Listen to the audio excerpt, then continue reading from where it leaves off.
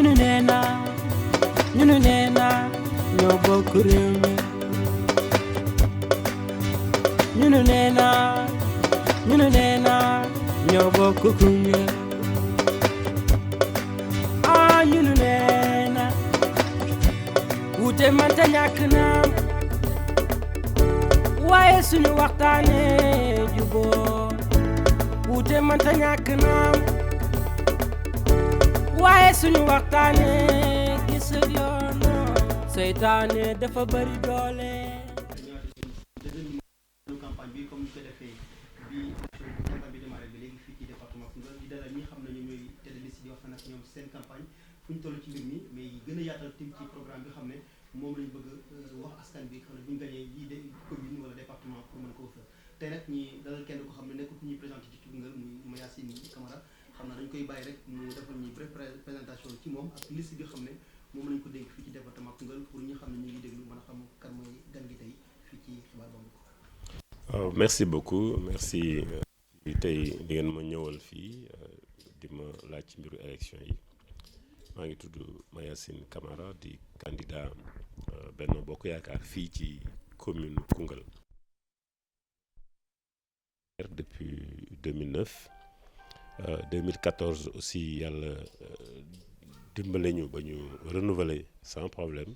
ñu ngi ànd aussi ak président Macky Sall ci élection yi nga xam ne moom lañ jublu te dimanche prochain ñu ñaar ko def damay représenter coalition Benno Bokk Yaakaar. ok balaa ñoo ñëw ci li xam ne moom mooy campagne bi proprement wala ci bilan bi parce que tim maire sortant nga nekk nga fi 2 mandats comme ni nga ko waxee bëgg a yaatal ci programme bi mais dañuy ñëw rek ci première semaine bi xam ne jeexal nga ko ci campagne tey boo ñu ci defal benn bilan la ngeen ci wax. voilà démarré nañ campagne bi depuis un peu plus d'une semaine ñu ngi sant yàlla bu baax mi ñuy toogee ba léegi nga xam ne enregistré wuñ benn incident ci campagne bi nit ñaa ngi dem di ñëw di def campagne normalement ñu ngi rafetlu population bi aussi ni ñu taxawee accompagner campagne bi ku ci nekk yaa ngi défendre say idées yaa ngi défendre say positions ñi ànd aussi ñi ngi ànd ñi àndul aussi je pense que ba léegi noté wuñ benn problème ñun nag comme coalition boo dem laaj ko dina ne la mi ngi dox wala dinaa gagné donc loolu je pense que jarul ñu ciy ñëw en tout cas li ma mën a wax rek mooy suñu xel mi ngi dal mi ngi continuer di dal gisaguñ dara loo xam ne jaaxal nañu waaw li ci des nag moom. yàgg dem élection dem nga 2009 ak 2014 kon tey boo xoolee boo ko bëggoon a takk yi passé la nga ñuy wax ci loolu quoi. waaw bu ma ko comparé ak élection 2009 bi nga xam ne yàlla defoon na ñu amoon ndam ci bureau de vote yëpp ak ci centre de vote yëpp gis naa ne nit ñi ni ñu taxawee tey moo gën a am doole loolu moo tax foofu rek la ñuy jëlee suñuy natt 2014 aussi nit ñi vraiment taxawoon nañ bu baax waaye bii liñ ci gis dëgg-dëgg dal na suñu xel et puis ñu ngi ciy sant yàlla bu baax c'est vrai am nañ une petite expérience parce que du rek élection locale waaye aussi élection présidentielle ak ay élection législative bi ci gënoon a métti nag moo nekkoon bu 2012 bi ñuy élire Macky Sall au premier tour fii ak Koungheul boobu moo gënoon a jafe moo gënoon a métti te it mën nañu wax ne moo ëppoon détermination ak engagement peut-être dafa fekkoon aussi ñu nekkoon dans l'opposition mais daal élection boobu moom am nañu ay expérience yu baax et puis am na aussi ay jeexital ci sunuy expérience ci élection yii ñu jëm voilà. Ouais. Quelle est la stratégie que vous avez déroulée durant cette semaine 1 de campagne? Bon, ban stratégie nga déroulé ci première semaine campagne bi parce que nga mën a comprendre. bon première semaine campagne bi comme ni ñu ko waxee ñi nekk ci terrain bi bariwul effectivement 5 listes lañ nekk ci terrain bi mais duñu xool aussi nit ñi nuñ koy doxee ñun ñu bugg a defee noonu dañu comme ñëpp je pense proximité élection locale proximité la laaj te moom ngay gën a jiital proximité bi je pense que ñu ngi koy dox normalement aussi fépp fu ñu waroon dem ñu ngi koy def comme ni ñu ko waxee rek depuis 6 mois 7 mois 1 an ñi ngi def ay proximité même su fekkente ne sax xamaguñu woon nan la ñuy taxawee ci campagne bi parce que suñu candidat dañ ko yéex a déclaré parce que dañu doon xal président donc moo tax ñi ngi jaaraat fépp foo xam ne jaaroon nañ fa pour déterminer suñu candidature bu baax ñi ngi ci accompagner aussi ak ay meeting ay réunions populaires de quartier loolu aussi mënul ñàkk parce que c'est de l'animation culturelle et puis nga développer say programme boo gisee ñu def des réunions publiques d'information moom la ñuy woote fii moom la ñuy wooyee fii ay meeting dafay fekk ne du ñu mën a dugg ci kër yëpp donc il faut des fois ñu taxaw def un discours ñëpp dégg ñu nekk ci kër yi aussi te mënuñu ñëw di déglu sunu discours xam ne élection yi ñu jëm du ay caaxaan c'est vrai dina am animation culturelle waaye li ëpp solo mooy li ñuy wax message yi ñuy jàllale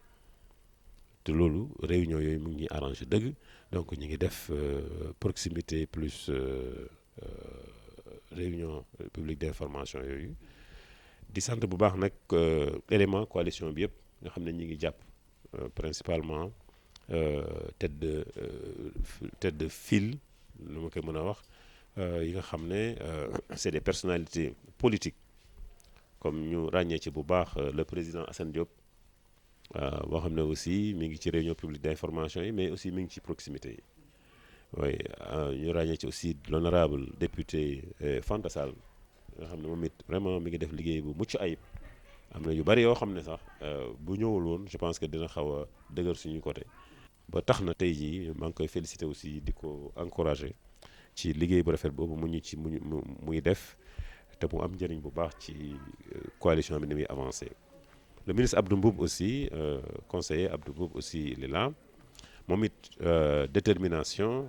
engagé wu na mi ngi liggéey ci proximité mi ngi waxtaan aussi ci message yi nga xam ne dañ ko war a jàllale. Le DG Mamadou Diégué aussi je pense que moom ñëw na un peu de retard mais xam naa ne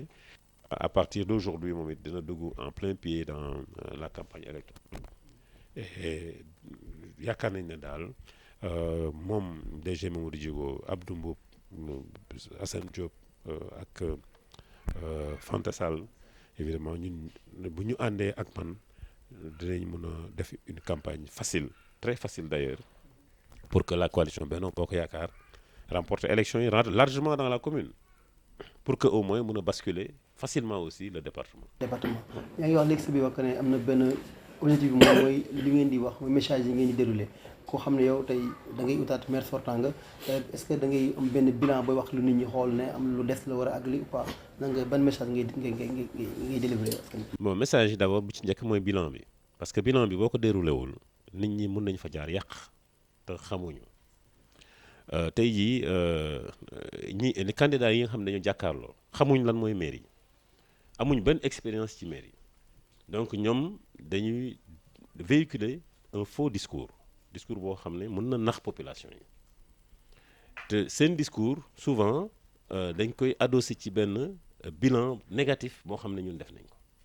alors que ay zéro réalisation bon yooyu je pense que bu ñu koy waxee dañuy wax lu leen neex rek parce que bu ñu demee sax des fois population bi ci boppam ñoo leen di tontu naan leen bu ngeen waxee zéro réalisation dinañu jaaxal man je pense que booy def campagne il faut essayer quand même de tirer un peu de dire la vérité et de commenter mais pas carrément nga wax loo xam ne population bi ci boppam ñoo lay weddi et bilan il faut ñu def ko toujours parce que communes yi dañu am ay compétences yoo xam ne surtout dañ leen ci jagleel maanaam bu ñu demee am ay ressources yoo xam ne dañ ko collecté ci compétences yooyu dañ ko war a gën a accentuer état bi aussi di transférer yenn ressources yi di ko au lieu mu exécuter au niveau central mu jox ko communes yi ñu koy exécuter lu bari ci ressources yooyu ñu koy transférer ci communes yi ou ni ñu ko daan transférer dans les communes dans tout le Sénégal da daan am détournement d'objectif foofu lañ daan juger maire ndax xaalis bi ñu ko jox pour mu dépenser ko dans l'environnement def na ko ndax xaalis bi ñu ko jox pour mu dépenser ko dans la culture def na ko donc bilan boobu noonu bu ñu koy natt ci les 9 domaines de compétence ñun dañ ciy am dañuy siggi on ne se gêne pas de jeter un coup d'œil dans le rétroviseur tey boo xool bi ci njëkk mooy la compétence planification nga def 2 mandats nga def 2 documents de planification nga exécuter leen à 75% ba pare en moyenne évidemment ba pare di préparer encore beneen 3e document ak benn orientation. Je pense que loolu c'est un excellent résultat aujourd'hui. On ne peut pas présenter un bilan bu war a mën a romb loolu amul benn commune bu lu ñu mën a dépasser ci loolu. Et bu ñu ko toppee benn par benn nga xool dans le domaine de l'éducation primaire surtout l'éducation de base booy xool bilan bi aussi en matière de construction de classe parce que du ñu wax ay fournitures du ñu wax ce qui motive les élèves leen di encourager du leen di accompagner dans l'encadrement li ñuy relation yi ñu am ak l'inspection d'enseignement et de formation de l'éducation et de la formation li ñuy am ak kuréelu enseignants yi toutes ces relations là sax dañ ko teg de côté mais bu ñu xoolee aujourd'hui les salles de classe les écoles les équipements ak les perspectives je pense que le bilan il est positif te damay wax souvent que soo ñu bëggee juger dans ce domaine de compétence doo ñëw laaj ñu ñun da ngay dem laaj IEF ne ko ndax mairie bi li mu charte woon ak yéen est ndax def na ko wala def ko doo laaj sax IEF bi fi nekk waaye da ngay laaj IEF bi fi nekk laaj IEF yi passé xool ñoom lu ñu leen wax ngeen jël te dañuy dem en pleine réunion ñu wax leen loolu nee leen parce que koo laaj ndax def nga fi dara danaa def naa fi dara fëgg dana mais demal nga laaj ki nga xam ne mooy bénéficiaire bi lu mu la wax nga yóbbu. mais ak ñun ñu jot a seetlu comme par exemple côté éducation c'est vrai que am na loo xam ne mën nañ ci teg suñu bët mais am na ay failles yoo xam ne dañu ko gis benn bi ci jëkk mooy comme am na école yoo xam ne fii ci commune Koungheul ba léegi amaguñ mur de clôture je crois que loolu seen ci la nekk. mais bu yëpp mënoon daj kon noonu problème du am ce n'est même pas la peine d'amener ici la mairie si c'était possible de tout avoir partout d'avoir tout nickel kon ce n'est même pas la peine de parler de gestion mais évidemment c'est une bataille qui continue boo xam ne je pense que mur de clôture c'est très bon mais salle de classe c'est encore mieux waaw parce que élève bi il faut mu nekk dans des conditions pour jàng ay étapes la booy xool tey jii même ñu ngi nekk ci campagne on est en train de construire 2 salles de classe au niveau de l'école 8 ça loolu éducation primaire c'est une obligation demain les enfants qui naîtront aujourd'hui qui doivent entrer à l'école cette année bu ñu duggul école parce que amuñ salle de classe dans 10 ans mën nañ porter plainte la mairie wala ñu porter plainte l'État central ou bien l'État décentralisé parce que l'éducation de base est une obligation c'est un droit donc ñun dañ ci war donc man du ma tey di xënte benn mur de clôture alors que xale bi mi ngi ci biti di amul fu mu toog amul table banc bu mu toog wala amul salle de classe bu mu dugg mais ça veut pas dire que le mur de clôture n'est pas important il est très important et on va le faire partout et aujourd'hui ma cabaxal foofu la perspective on n'est plus dans une perspective de faire encore des écoles ay murs de classe def ay abris provisoires je pense que aujourd'hui la mairie doit aller vers des écoles beaucoup plus modernes et les densifier mënuñu gis par exemple l'école 1 bi nga xam ne ñun foofu lañu jàngee classe bi ñu jàngee moom la ñu jàngee ba léegi que plafond yëpp fekk nañ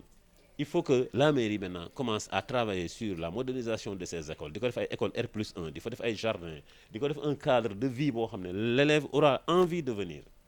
des écoles très jolies l'enseignant aura envie de rester dans l'établissement pour enseigner loolu je pense foofu lañ jëm pour le prochain mandat loolu la ñu dig waa Koungheul incha allahu rabbi parce que déjà on n'a pas d'espace on est trop on ne peut pas se permettre di jël ay 1 hectare 2 hectares di ci def un établissement alors que on a un hectare on a une école qui a encore de l'espace qui a non seulement sur terre mais aussi qui peut construire en hauteur et héberger même des collèges pourquoi pas. ci côté santé et action sociale foofu tamit je crois que am na domaine boo xam ne si seen loxo la nekk. loolu na trop li ñu ci def dafa bari parce que le premier combat que nous avons mené c'était contre la mortalité maternelle et infantile parce que nous avons bâti une politique sociale dès le début dans le premier plan on dit mortalité maternelle zéro mortalité maternelle ça c'était une vision c'était pas un objectif à court terme ñu inscrire suñu action yépp sur ça ñu construire une maternité dans le poste de Diamaguène, de santé de Diamaguène. C'est-à-dire, on ne met pas une infrastructure parce que dañu bëgg a def infrastructure, mais on a mis l'infrastructure parce que nous voulons atteindre un objectif. La maternité, elle n'est pas importante. C'est ce que la maternité li muy jëriñ loolu lañ soxla ñun. On a construit cette maternité et on a construit encore un poste de santé. Tout cela, c'était pour combattre certaines maladies, combattre aussi yenn maladies, combattre yenn conditions de vie yi nga xam ne mooy détériorer santé nit ñi, mais surtout femmes yi nga xam ne ñi ngi doon am doom. Ma profité ci rendre hommage à Mboy Law mu nekkoon une brave dame qui nous a accompagnés en 2009 et qui a perdu la vie en donnant naissance à son enfant Babacar. Vraiment ñu ngi koy rendre encore hommage di ñaan yàlla yërëm ko que cet enfant-là vraiment devienne président de la République demain. Mais duñ ko mos a fàtte Mboy. Ça nous a poussé avec des partenaires à aller vers la construction d'une maison d'accueil. Même si le démarrage et le lancement de cette maison d'accueil-là pose encore problème,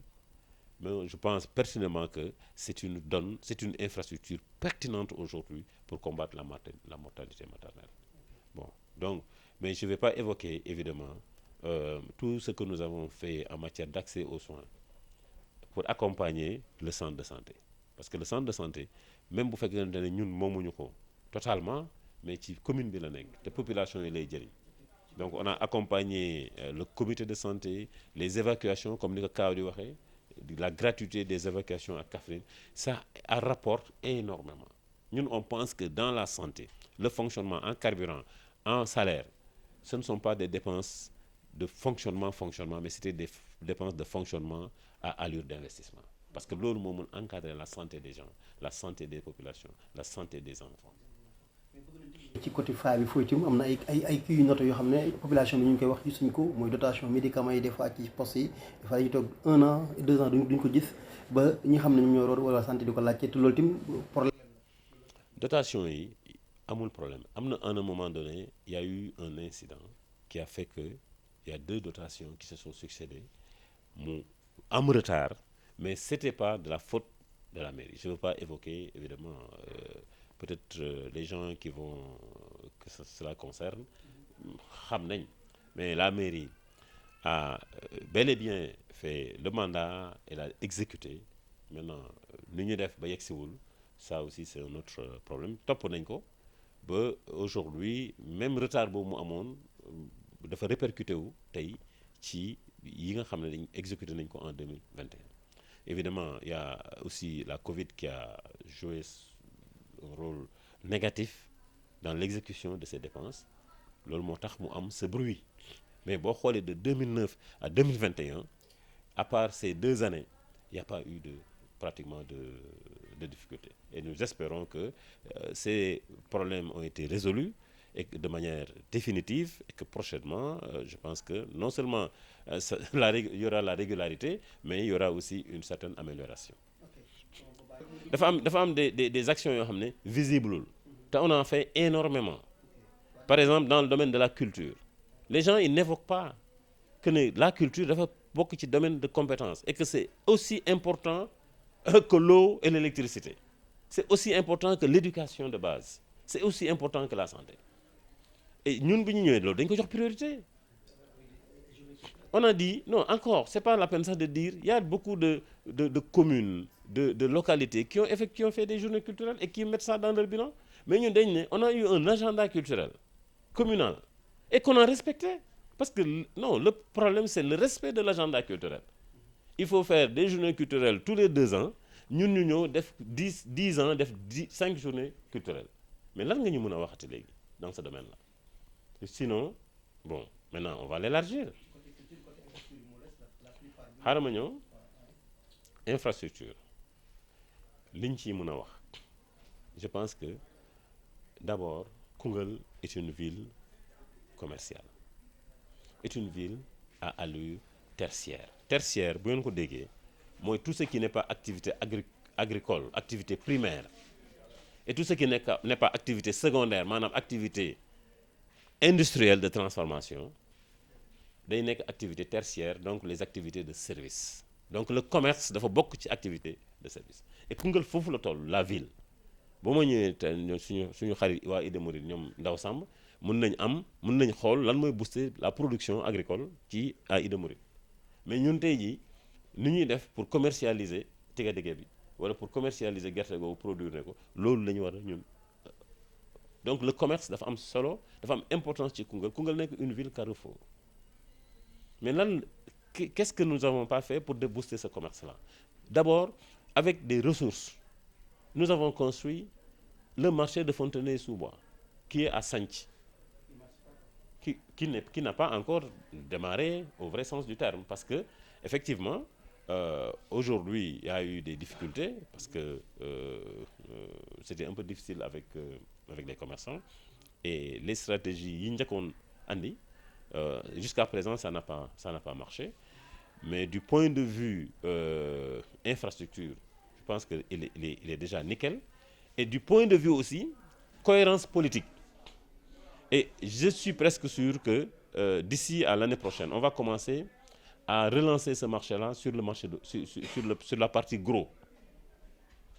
Sur la partie gros. Il faudra de très grandes réformes, comme on dit, construire une infrastructure, elle est facile. Mais c'est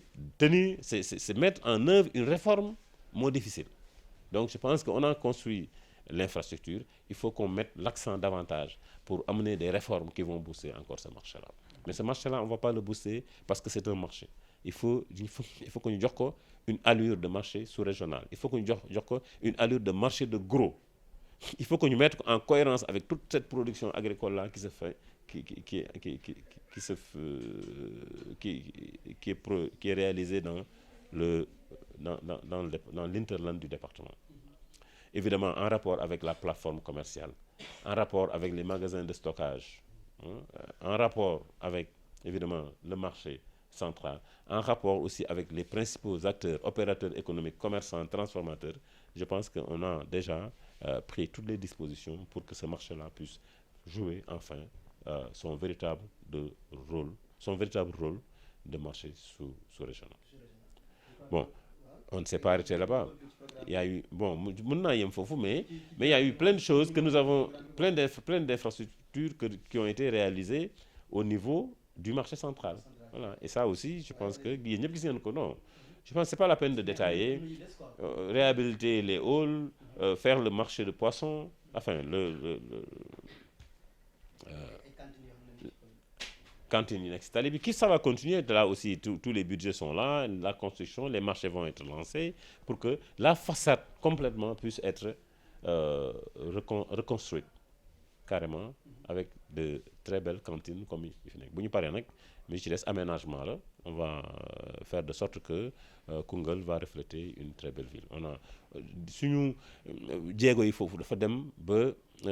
dafa jéggi sax affaire état dañuy dem sax bay gis privé yi da ngay nekk ci tali bi ñu ne la mais yow dimbale ñu ngir yàlla nga tabax sa magasin bi nga def ko R+1 pour que au moins mu am encore beaucoup plus d'espace di nga mën a louer ay bureaux ci kaw di nga mën a am ay logements mais ci suuf aussi des magasins seront beaucoup plus intéressants mais la ville aussi va en profiter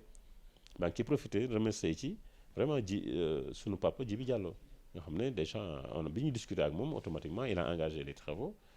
pour au moins réaliser. Ñu ngi invité nag tous les acteurs yi nga xam ne ñu ngi nekk au bord de la route surtout la façade là que ñu transformer seen kër yi amal na leen njëriñ. La mairie dina def tout ak l'urbanisme dinañ mettre à disposition seen service yépp pour que au moins ñu mën a réaliser des bâtiments de R+1 et R+2 sur la façade principale surtout la nationale 1. loolu aussi beneen politique la boo xam ne engagé nañ ko te gis nañ ne am nañ ci yaakaar.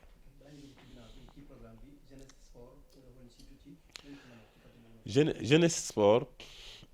liñ ci mën a wax d'abord le sport malheureusement s'était concentré autour du football. Ça ne veut pas dire que nous n'avons absolument rien fait pour les autres. L'athlétisme, le basket. Évidemment dafa war a développer nag yeneen yi. Malheureusement, on n'a pas encore enclenché les tournois de basket, mais on est en train de préparer les terrains de l'infrastructure de basket. Boy xool bi nekk Diamaguène, c'est vrai qu'il y a des problèmes, mais bientôt ça va être finalisé. Et nous attendons prochainement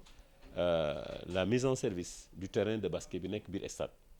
Bon, ñu ngi war a couler poteaux yi pour mettre bu ñu amee léegi ces 2 terrains nous allons commencer des compétitions pour développer le basket parce que Koungheul dafa am solo dafa am ay potentiel surtout pour développer basket bi te benn booy jeune Koungheul pour exploser rek dem NBA ça peut développer la ville ñun esprit boobu la ñu am les pistes d'athlétisme aussi par étape la on va les développer évidemment mais mënoo fa nekk di construire ay pistes alors que tu n'as pas encore eu les projecteurs et on a eu énormément de difficultés dans ce stade-là pour réaliser les projecteurs heureusement yàlla def na sotti na ça ne veut pas dire qu'on a attendu les élections pour allumer les projecteurs bu yeboo ñu wax ko l'essentiel les projecteurs sont mais yàlla xam na ne biñ ci nekkee ak léegi romb na élection yàlla dafa def peut-être l'entrepreneur bi nga xam ne moo ñu ci war a dimbale en dehors de tous les entrepreneurs et toutes les entreprises qui sont passées ici dafa am keneen koo xam ne moom moo yore clé réalisation bi moom la ñu gis signé moom marché avance ko mu mun a exécuter au moins projecteurs yi pour que stade bi nit ñi commencé amaat espoir mais progressivement nous devons avoir une pelouse maintenant que ce soit pelouse synthétique ou bien pelouse végétale gazon naturel nous allons mettre la pelouse évidemment et ça c'est les prochains chantiers qui ne sont pas yi nga xam ne aussi avancé nañ ci lu bari évidemment. Merci beaucoup. On accompagne aussi Koungheul Bambou. Voilà, je parle pas de naturellement chaque année on mettait. En tant que président de l'ASC, je profite vraiment de cette occasion pour féliciter le vice-président, vraiment Pape Biram Faye et son équipe. Quoi qu'on dise, il est intervenu dans cet encadrement avec détermination. demoon nañ ba laal au niveau bi demoon nañ ba laal ko mais malheureusement ça s'est dégringolé rapidement mais man dama ne peut-être ce qui nous manque finalement c'est l'infrastructure en fait waaw dem nañ ba à l'antichambre de la L2 loolu c'est un record boobu ba léegi nag teggiwuñ suñu tànk teggiwuñ suñu loxo on va continuer à nous battre mais nañ compléter d'abord l'infrastructure bu ñu compléter infrastructure bi am ay projecteurs am gazon remettre à neuf ñu xool de suñu biir aussi amaat yeneen équipe d'encadrement évidemment il y aura toujours Pape Biram Faye man sax peut-être en tant que président je pourrais me retirer de la présidence mais pas du football de l'encadrement du football la ma ca mën su ma nekkee président su ma nekkul président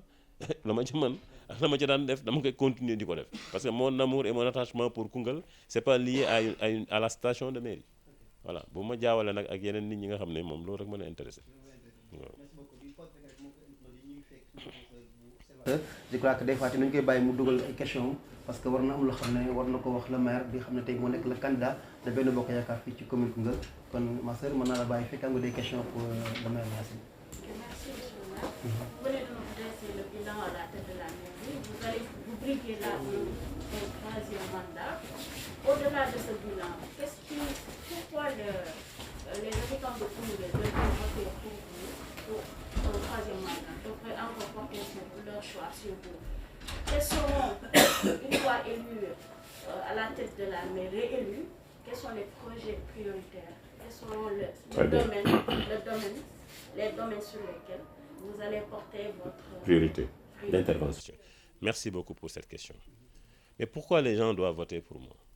Moi, personnellement, c'est d'abord l'engagement que j'ai eu.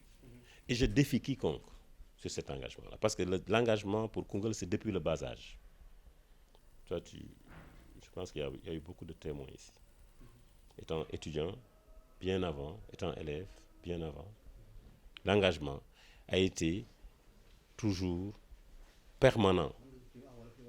Waaw donc li ma bëgg a wax question boobu noonu pourquoi nit ñi war ma voter parce que man gis naa ne ni ma nekkee ci liggéey bi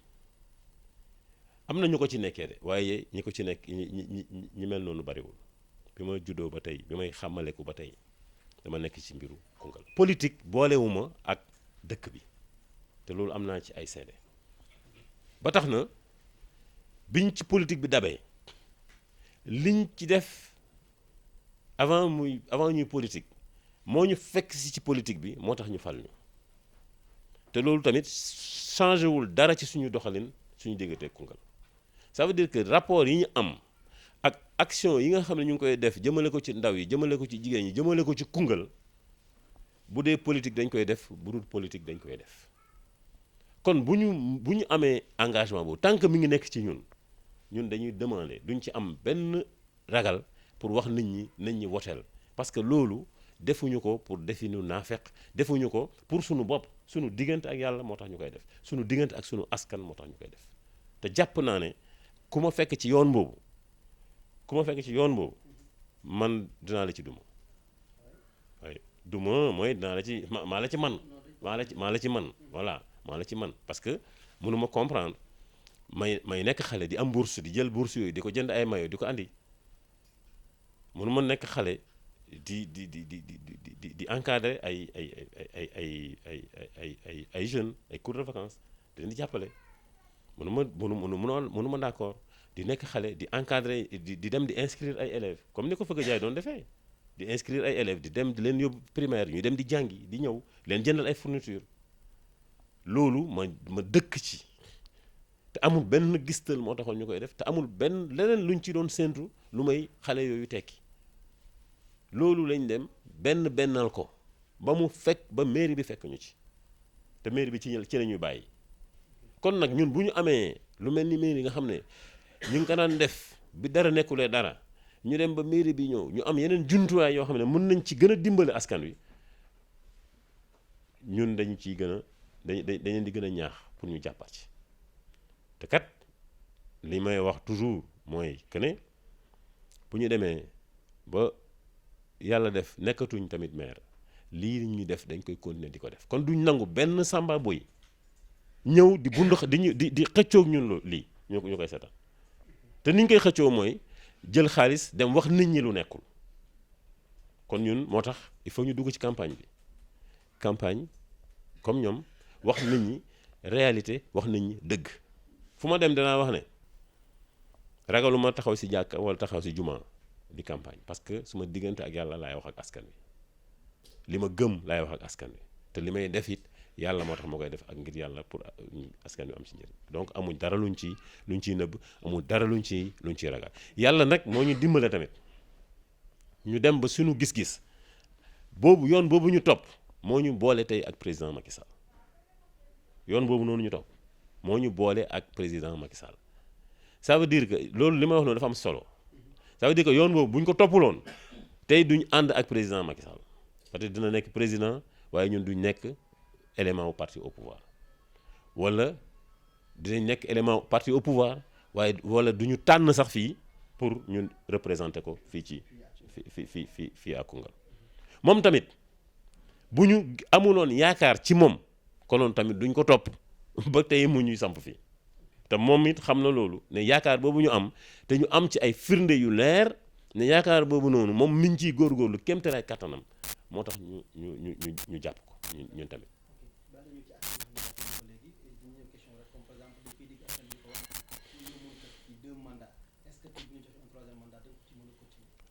non du question loo mënul def ci 2 mandats li ñu waroon def ci 2 mandats def nañ ko ci 2 mandats dafa nànk rek mooy def ba nga xam ne dëkk bi mu nekk dëkk taax benn mu nekk dëkk boo xam ne nit ñi mën nañ ci dëkk bu ñu soxlaa courant am bu ñu soxlaa ndox am foo mën dëkk ci dëkk bi def ba nga xam ne benn sën nekkatu fi def ba nga xam ne nit ñi seen question assainissement ba ci dem ba ci seen ay toilettes yi nekk seen biir kër sax ñooy dem di ko toppatoo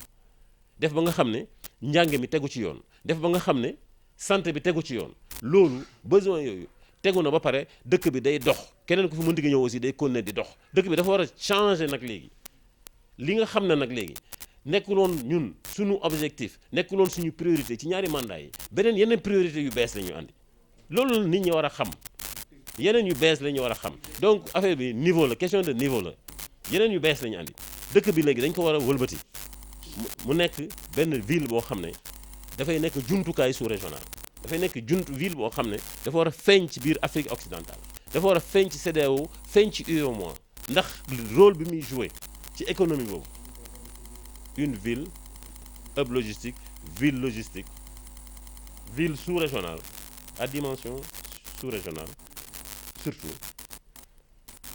et comme on dit tout lépp loo xam ne am na ay jeexital ci jumtuwaay xarale yi nga xam ne dañuy wax numérique ñu mun ko jëfandikoo ci dëkk bi ci wàllu éducation ci wàllu santé ci wàllu culture ci wàllu communication pour que xale yi nga xam ne juddu nañ tey nekk ay jeunes nekk Sénégal dafa toll foo xam ne damay déglu ma wax bu baax ma lay wax nii du ay waxu caaxaan. Sénégal dafa nekk dans la phase de transition démographique 1998 lañ dugg ci phase boobu. C'est une transition qui dure 50 ans. Dans les 25 premières années, la population jeune dafay dominer te dafay am une bonne forte pression. Loolu évolution population yëpp au monde noonu lay évoluer. En tout cas ñun statisticien démographe jàngit yooyu lañ def ci àdduna bi yëpp fu ñu demit théorie yooyu lañ gis ne biñ ko pratiquer Chine moom la pratiquer France moom la pratiquer Amérique moom la pratiquer dëkk yëpp yi nga xam ne jaar nañ ci transition démographique loolu la ñu pratiquer. Boo xamul transition démographique nga xam nan ngay def pour capturer le dividende démographique man je pense que tey amoo droit naan yaa ngi laaj askanu du loo ko jàng du loo ko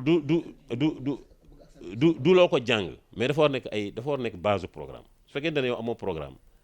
da nga war a xool ñi nga xam ne seen xam-xam màjjee na ci loolu ñu accompagner la ci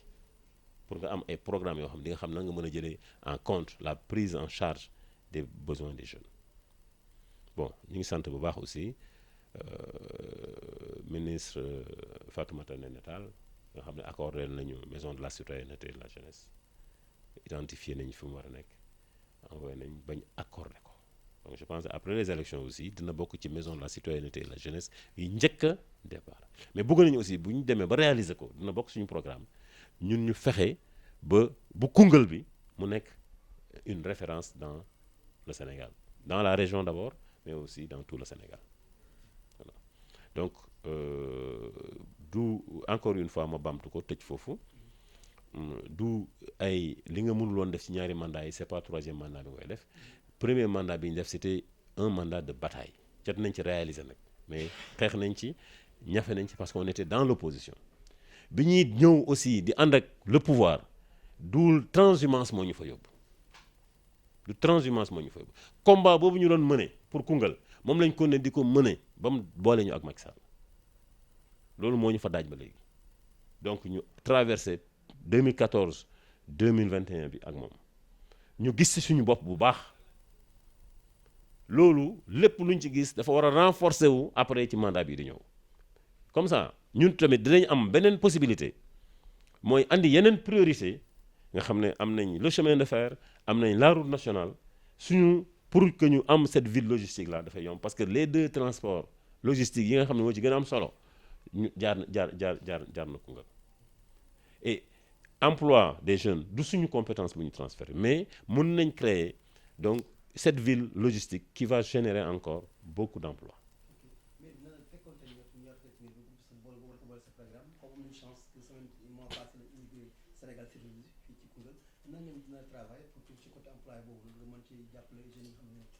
Non xam nga Sénégal service gi man gëmuma ne emploi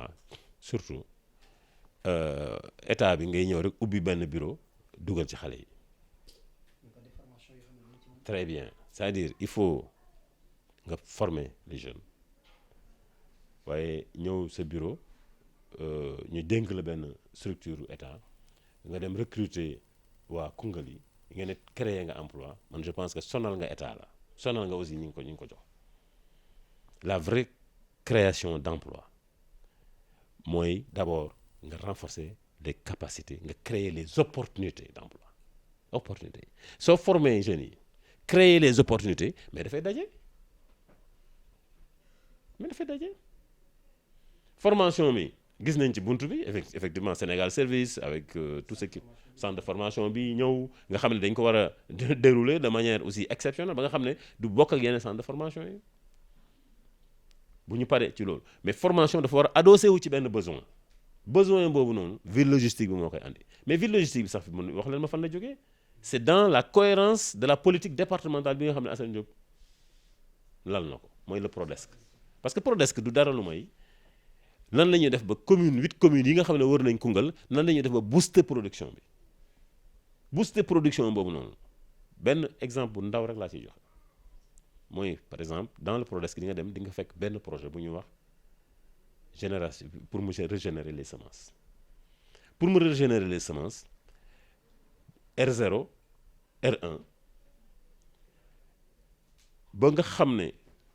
képp koo xam ne jeune nga nekk ci biir commune yooyu war nga mën a dugg ci programme boobu noonu produire les semences yi nga xam ne Sénégal yëpp dinañ ko soxla te chaîne de production boobu noonu ni mu feeñee biir ci biir Prodesc bi li muy demander d'abord mooy magasin de stockage imagine toi ñu am benn 100 000 tonnes yoo xam ne dañ ko war a mën a stocker dans les communes war ñu jaayee ko Koungheul ñu ne léegi plateforme commerciale boobu mu war a mën a créer au niveau de Koungheul war na mën a dem ba nekk sax une plateforme numérique nga xam ne nit dina nekk Mali jënd ay semences sur le plan numérique ñu livrer ko te du bouger loolu mooy une visibilité sous-régionale fa lañ jëm c'est possible dafa impossible loolu mais nag il faut que nit ñi dem voter la liste de Benno Bokk Yaakaar Macky Sall kontaan accompagner ñu. ci benn bi mi dégg naa la plupart ngay wax comme léegi li sa naataango Fatuma Tall bëgg jàppale ak yeneen ak yeneen mais Koungheul dañuy constaté que problème espace daf fi am yooyu tey nan nga mën def loolu am parce que tamit amatul benn terre boo xam ne mën nañ ko wax conseil bi ak mu demee noonu est-ce que loolu par na pour foo ko bëgg a def. bon de toute façon problème mu espace ñu ngi sant yàlla bu baax bi ñu yàlla booleeg ay maires yoo xam ne dañoo wër ba pare bàyyi ñu xel muy El Hadj Modou Dieng muy Amad Ndaw mosuñu soxla dara soxla de laa wax bu gën a ndaw espace laaj leen ko ñu teg ci baat luñ ca soxla fàqal nañ ñu ko kon loolu ñun dañuy am yaakaar ne soxla yi ni muy gën a ñëwee heureusement sax président commission domaniale bi mi ngi ni toog mën na ma seede bu Amad Ndaw noonu la mbaax aussi biir Fass Cekkeen kon loolu rek la beneen bi mooy li fi nekk dañ ko war a rationaliser nan lañ ko rationaliser mooy ñun mënuñ ko woon def il fallait que urbanisme ñëw ñafe nañ ba urbanisme ñëw na dañ ko rationaliser avec le service de l'urbanisme ba nga xam ne tey buñ ko rationaliser dañu mën a gagner au moins 30% des superficies des surfaces yi nga xam ne ñi ngi nekk fii ci biir commune bi donc loolu mooy ñaari stratégie yu mën a combler si men tey ji limite territoriale boobu c'est-à-dire boo amee contrainte am problème da nga war a xalaat pour que problème boobu nga dénouer ko ñun pour dénouement bi mooy ñu contrôler élection yi contrôler suñu relation ak yenn maires yi nga xam ne surtout ñu ngi yor parce que Amad Ndaw tey jii am na nu ñu doon mel ak moom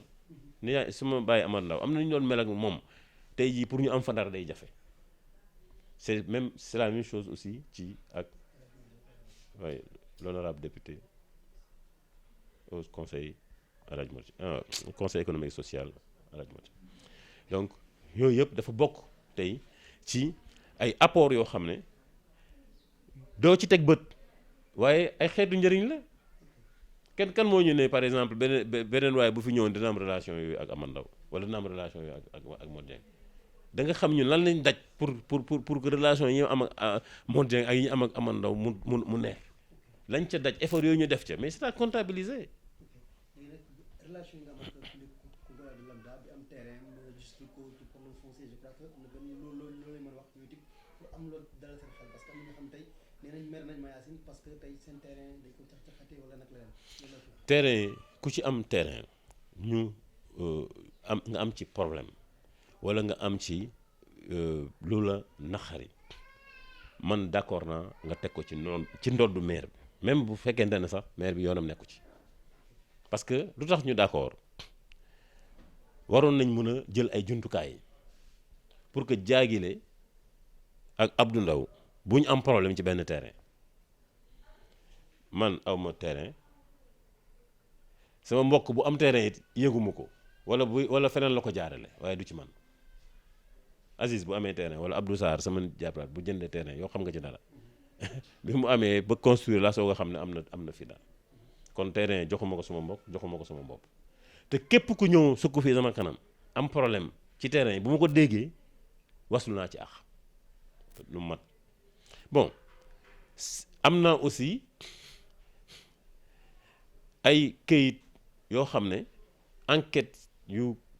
nguur def police def ko centrale def ko ñu def ko fu ne ñu seetal sama der bi wecc signé nañ ko ba ñu ngi ko denc sama der bi set na wecc ci loolu kon fi ñu toll nii li ci des mooy nan la ñuy def pour saafaral ko parce que problème la am na Sénégal yëpp nag Matar Sarr am na problème ak jaagile moom am na problème am na fu ne mën nañu wax sax am na yenn communes yoo xam ne tey jii boo leen di wax ay problème Koungheul sax dañ naan la yéen amu leen problème mais du tax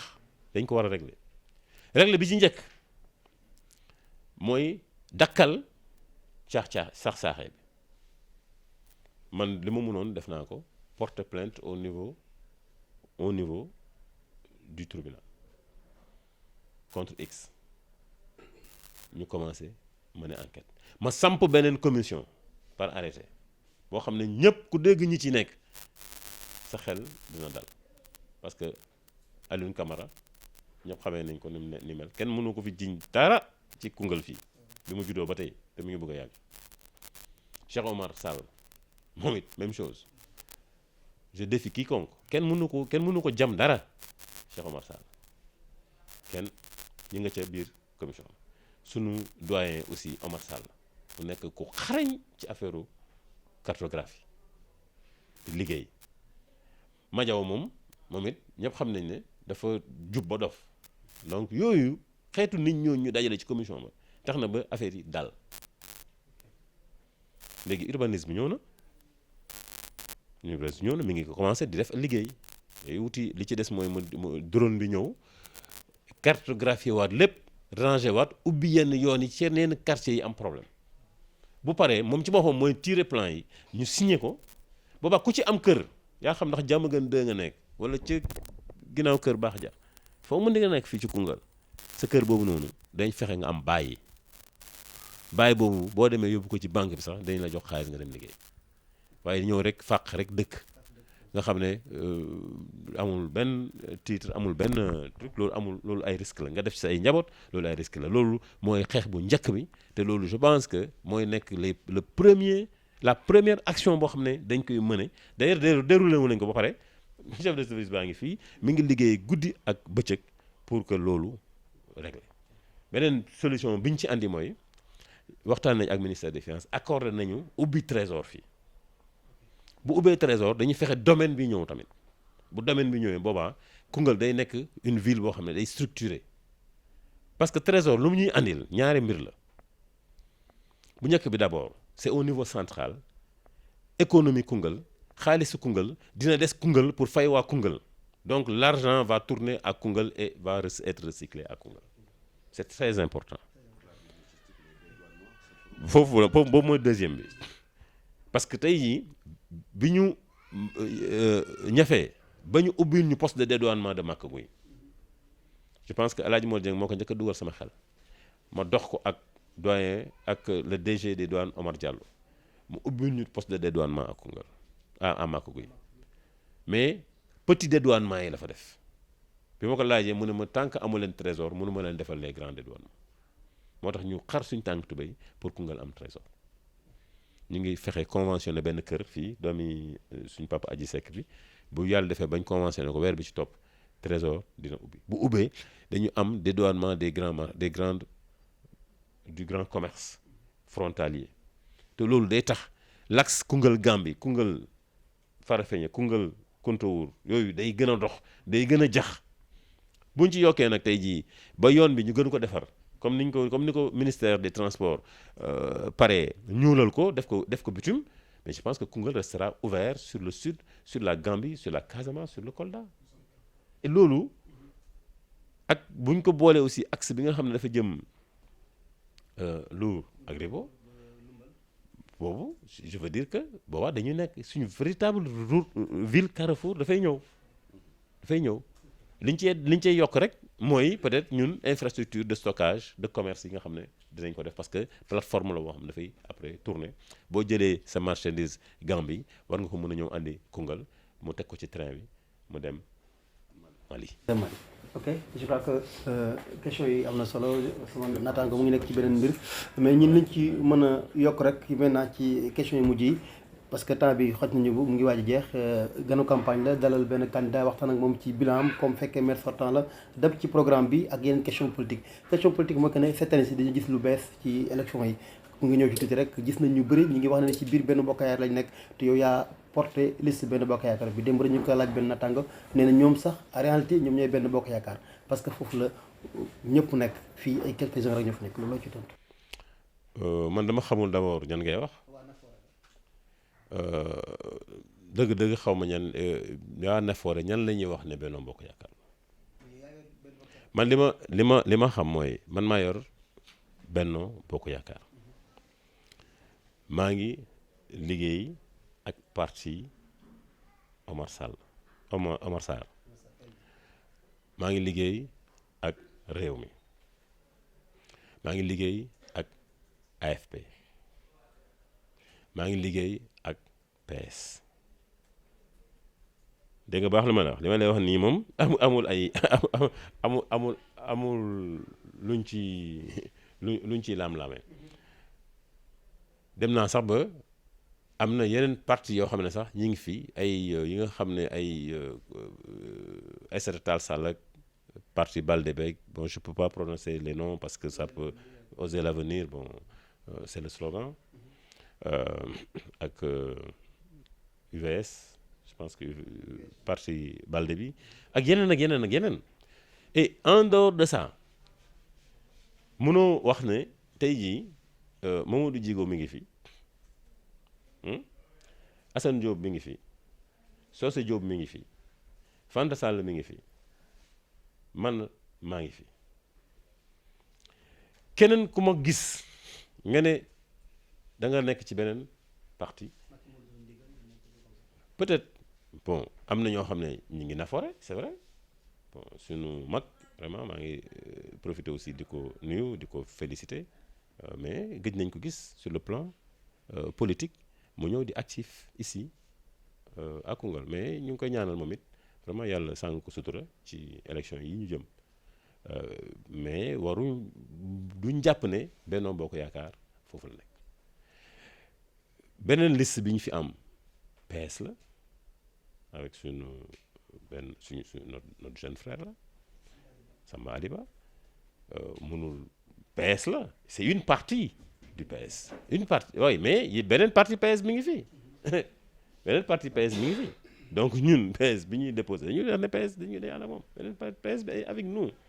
donc mënuñu wax ne tey jii Benno Bokk Yaakaar est là-bas mën nañu wax ne PS est là-bas une partie du PS est là-bas bon ëllëgu Sénégal aussi c'est des je pense que mënuñu réclamer wu tey ne Benno Bokk Yaakaar lañ parce que mënoo jiite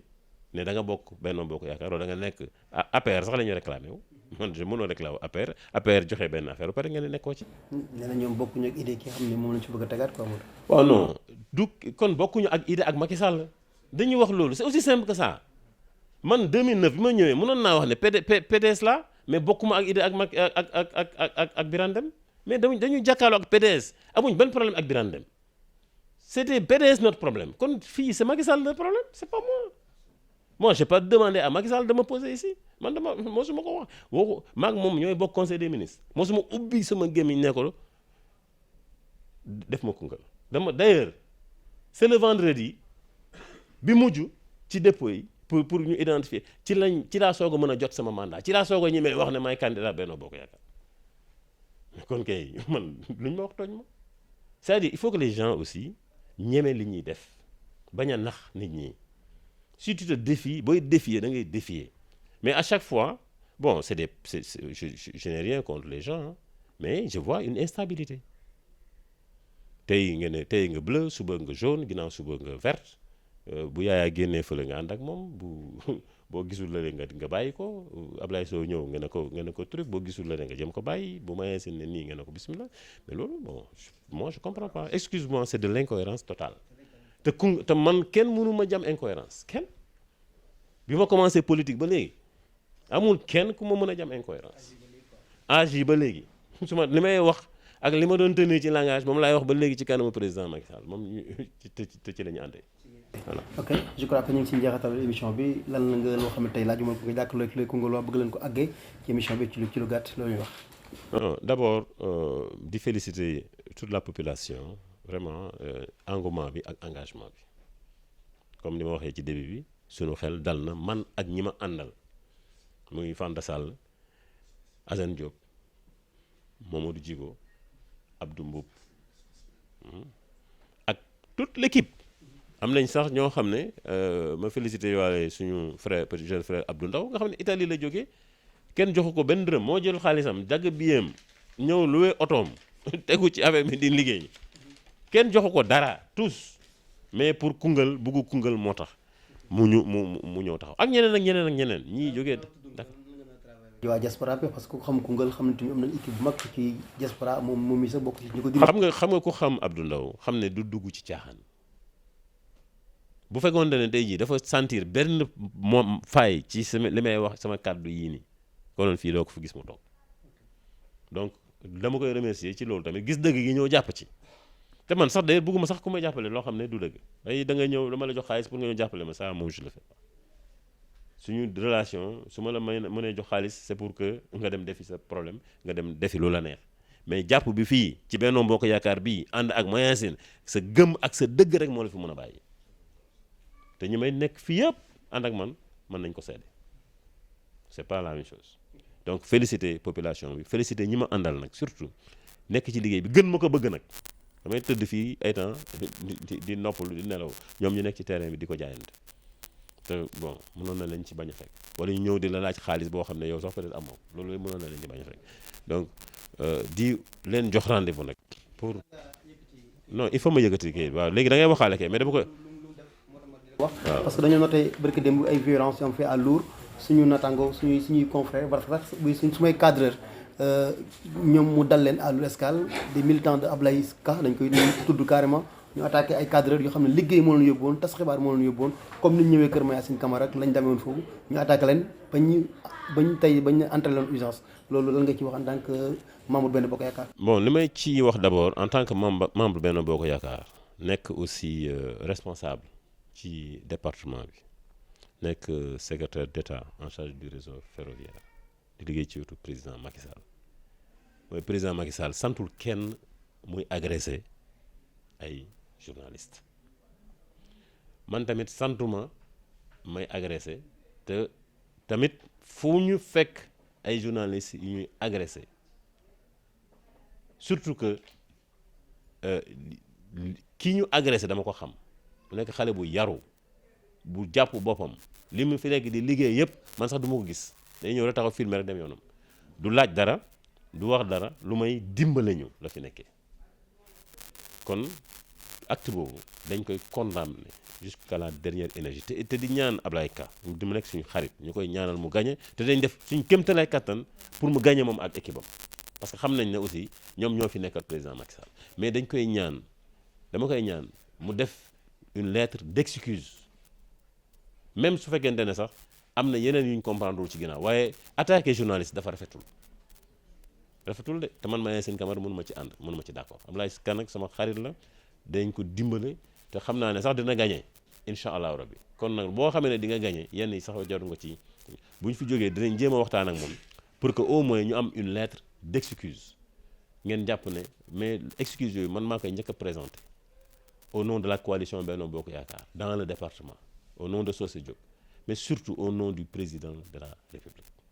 parce que gis nañ liggéey bi ngeen di def di tasaare xibaar yi liggéey bi ngeen def da ngeen di neutre Koungheul fii ngeen di gën a dem di wax ak sumay ay opposition sumay opposant donc encore une fois membre coalition Benno Bokk Yaakaar ubbi leen seen kër yi ubbi leen seen bureau yi recevoir les journalistes yii ma gis fii en tout cas ci département bi gisuma leen ci ay saaga gisuma leen ci ay xaste gisuma idées yi la ñuy tasaare chaque jour ñu publier loo xam ne c'est contre moi waaye ñoom waxuñ duñ ci dara dañ koy véhiculer rek ñi koy wax kay ñooñu lañ dem attaquer parce que preuve bi mooy que ne ñoom wax nañ ko kon nañ ci gën a góorgóorlu vraiment maa ngi wax à tous les candidats de Benno Bokk Yaakaar que ñu gën a aussi farlu ci loolu gën a farlu ci liggéey bi journaliste kenn quel que soit mun na am nag malentendu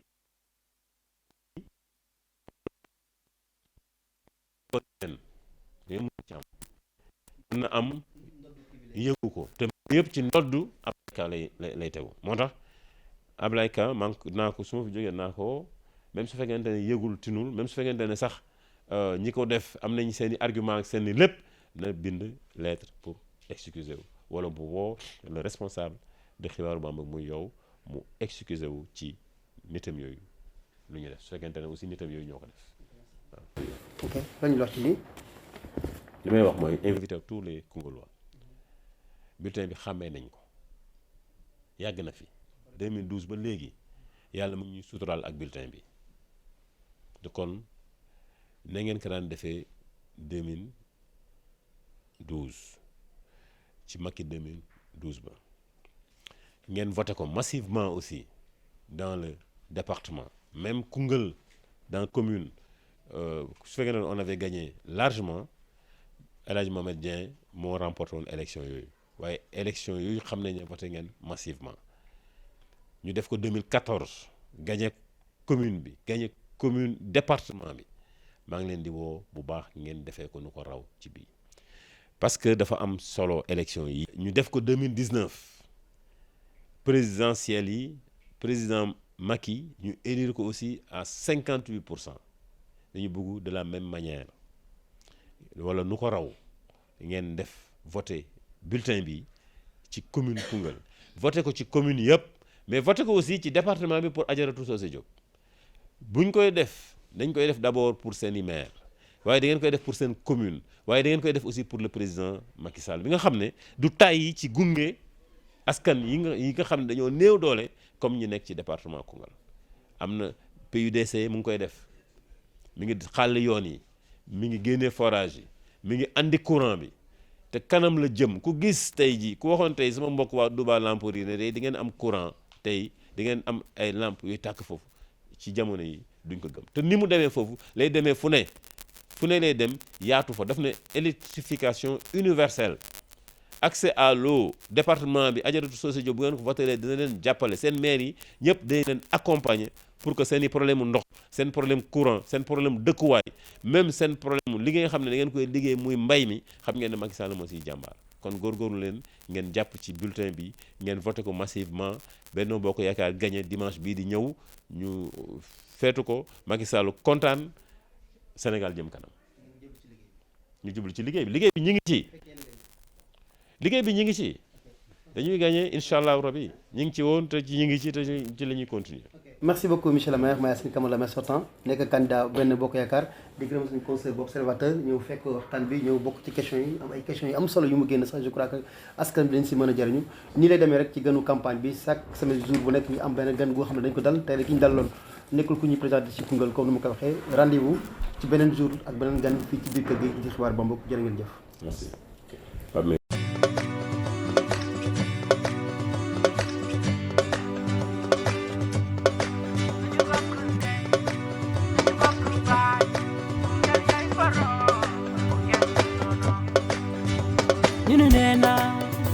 ñu ne nee na ñoo bokk réew mi ñu ne nee na ñoo bokk Koungheul ñu ne nee na wuute mënta ñàkk naam waaye suñu waxtaanee juboo wuute mënta ñàkk naam waaye suñu waxtaanee gis yoon seytaane dafa bari doole